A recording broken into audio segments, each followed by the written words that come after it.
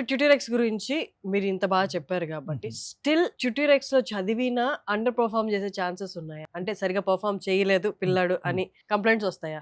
అది జరగకుండా ఉండాలని నేను కోరుకుంటున్నాను ఫస్ట్ అయితే.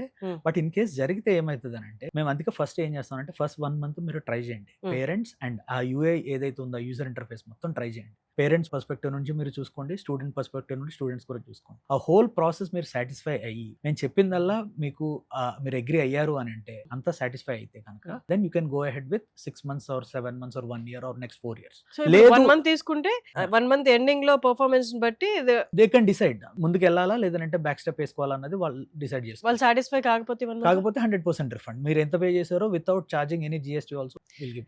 మన పిల్లలకి ట్యూషన్ చెప్పి మీరు సాటిస్ఫై కాకపోతే సాటిస్ఫై అయ్యే మార్కులు రాకపోతే తిరిగి మళ్ళీ డబ్బులు ఇచ్చేస్తారండి. This is first time ever in the history of India tuition Yeah. Fees ని వెనక్కి ఇవ్వడం అనేది ఓన్లీ ట్యూటరిక్స్ తోనే సాధ్యం. సో అంత కాన్ఫిడెంట్ గా ఉన్నారు Yeah, about this. pretty sure, yes. Yeah.